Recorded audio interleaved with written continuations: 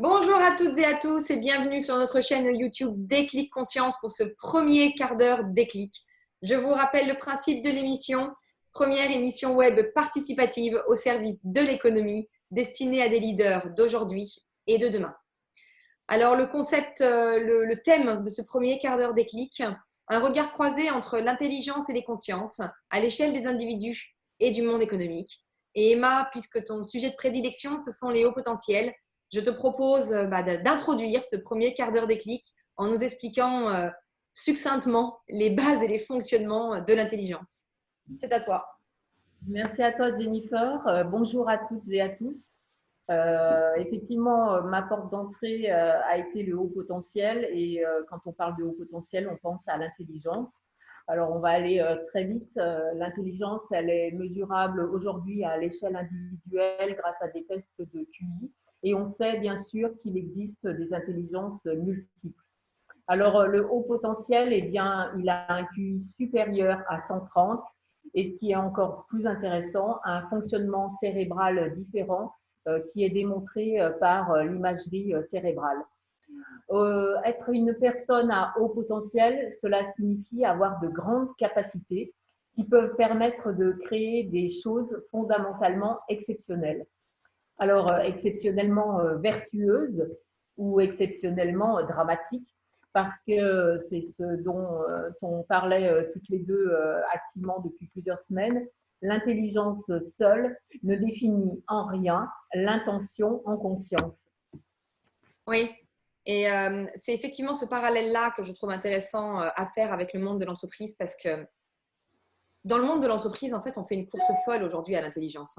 On parle d'intelligence cognitive, d'intelligence émotionnelle, d'intelligence relationnelle, d'intelligence artificielle. En fait, on est en train de déployer des pôles d'intelligence absolument partout dans le but d'atteindre la haute performance des entreprises sur leur marché ou leur secteur d'activité.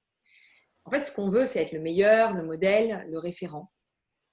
Et finalement, cette haute performance, on pourrait aisément faire le parallèle avec le haut potentiel dont tu parlais aujourd'hui. Enfin, en fait, on fait aisément le parallèle parce que cette haute performance seule, elle peut avoir les mêmes vices et les mêmes vertus que ce que tu évoquais à l'instant. Donc, une entreprise doit vraiment se poser la question de est-ce que l'intelligence que je déploie en tant qu'organisation est en train de créer ou de détruire la dynamique de système auquel j'appartiens? Oui, Qu'est-ce que… Ouais. c'est exactement ce niveau de conscience qui fait, selon moi, la différence entre un haut potentiel et un surdoué. Le haut potentiel, il devient surdoué lorsqu'il se réalise pleinement et ça pour le bien du tout. Et grâce à ses capacités, là, il agit en conscience de sa raison d'être pour le bien de l'intégralité du monde vivant. Le haut potentiel libéré, conscient, là, il ne suit plus des scénarios écrits par d'autres. Et ça devient drôlement intéressant parce qu'il devient créateur. Et je dirais qu'aujourd'hui, nos dysfonctionnements mondiaux, interconnectés, eh bien, ils nécessitent une conscience très élevée. Oui. Parce que j'aime beaucoup tous les derniers mots que tu viens d'utiliser parce qu'il est vraiment là, en fin de compte, hein, le grand défi des entreprises de demain, c'est comment réussir à entrer dans cette élévation des consciences économiques pour penser et agir dans des dynamiques d'interconnexion. Ça veut dire en fait que l'enjeu, c'est presque une remise en question hein, de la culture du silo qui est si caractéristique à l'économie de marché. Et d'ailleurs, quand on regarde finalement ce qui se passe dans les entreprises aujourd'hui avec cette culture du silo, on se rend compte effectivement qu'on est en train de les cloisonner de plus en plus, aussi bien à l'intérieur qu'à l'extérieur, au nom de l'expertise. Mais il faut véritablement qu'on comprenne que plus on développe les expertises, plus on renforce les silos. Et le souci, c'est que plus on renforce ces silos, plus on s'éloigne d'une appartenance à un ensemble et à un tout. Et j'ai même envie de dire que ça devient fondamentalement dangereux parce que l'intelligence artificielle est en train d'avancer à contre-courant de l'intelligence économique. Parce qu'elle, elle a totalement intégré la puissance des interconnexions et des logiques quantiques. Donc, il me semble qu'il est vraiment là le changement que doivent réussir à opérer les entreprises parce que tout le reste, ça viendra par la suite en fin de compte et ça découlera beaucoup plus naturellement. Mais il faut déjà qu'elles arrivent à sortir des premières logiques concurrentielles et à penser avant tout en dynamique d'appartenance, avant tout en logique d'appartenance via cette dynamique d'interconnexion.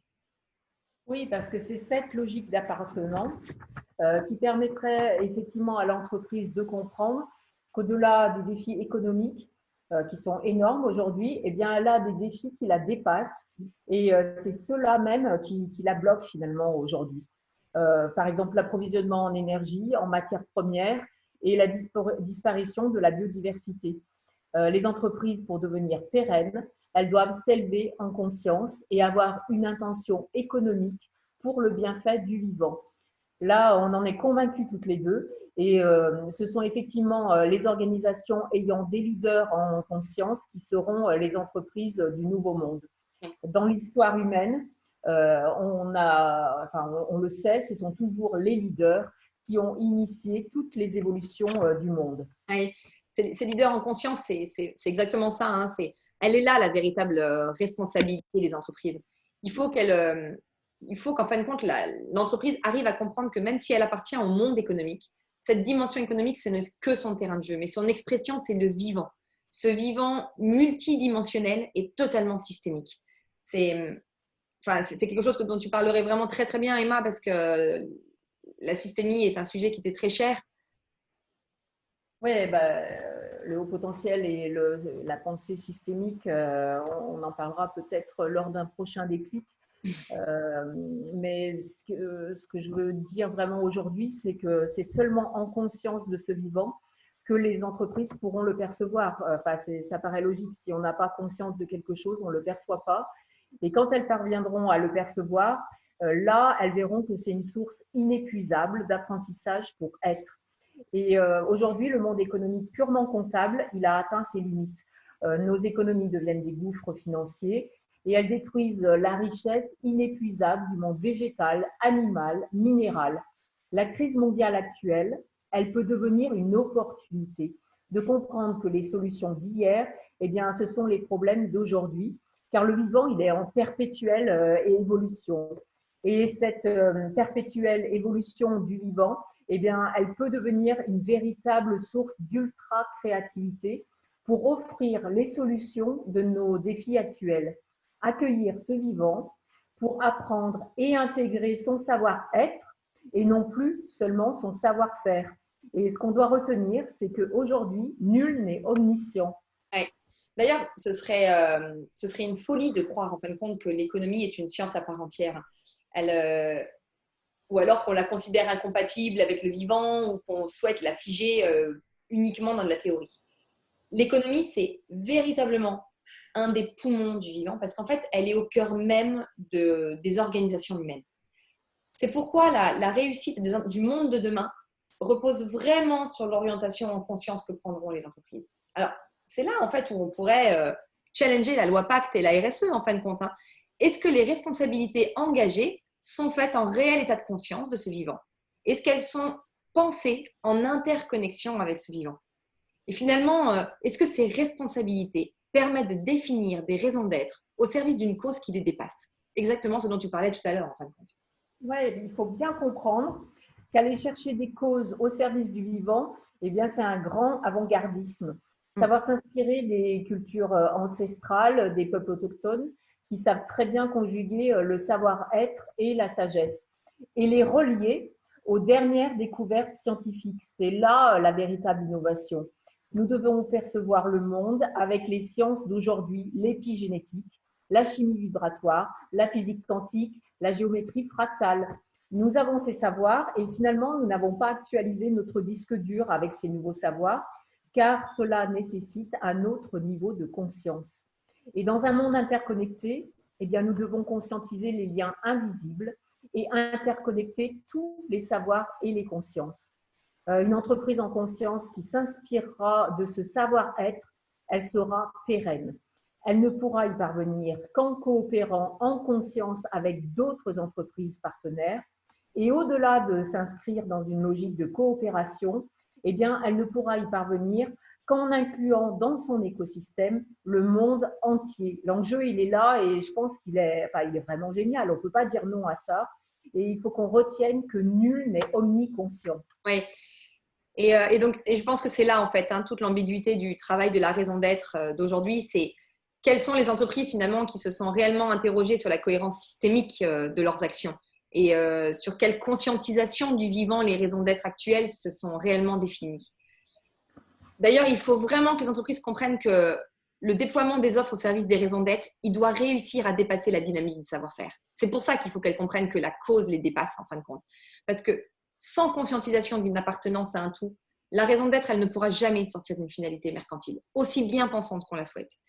Et donc, j'ai souvent deux questions en fin de compte quand j'accompagne les entreprises, c'est est-ce qu'en fin de compte, tout ce travail-là, ça va nous permettre encore d'être rentable? Alors, j'ai envie de vous dire que oui, une entreprise consciente, mais même plus que oui, une entreprise consciente, c'est une entreprise qui est hautement rentable, puisqu'elle agit en fin de compte sur une rentabilité régénérative.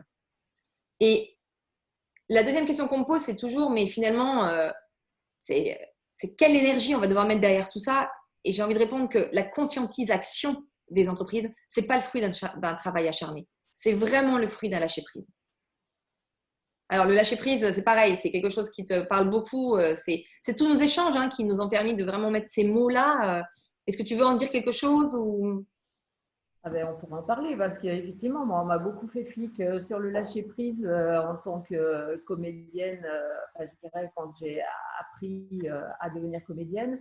Et je suis tout à fait d'accord avec toi sur la question de la rentabilité.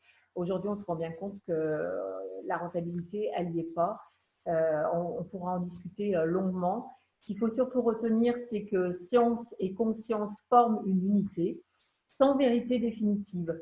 Et c'est pourquoi nous proposons à tous les leaders de se mettre en marche ensemble, de mettre en marche ce saut des consciences économiques. Et là, vous pouvez partager avec nous vos questions, vos réflexions. Et nous, on rebondira avec Jennifer à tout ça, à toutes vos remarques, lors de notre prochain quart d'heure déclic que nous annoncerons prochainement. Et il sera disponible sur notre chaîne YouTube. À très bientôt. Et Jennifer, tu as des petites choses à rappeler. Bon, je vais juste rappeler que si vous avez aimé, n'hésitez surtout pas à en parler autour de vous, à partager, à liker et à vous abonner sur la chaîne également. Et puis surtout, si vous vous abonnez, cliquez sur la cloche parce que c'est elle qui vous informera des prochaines notifications. À très bientôt. Merci beaucoup. Au revoir.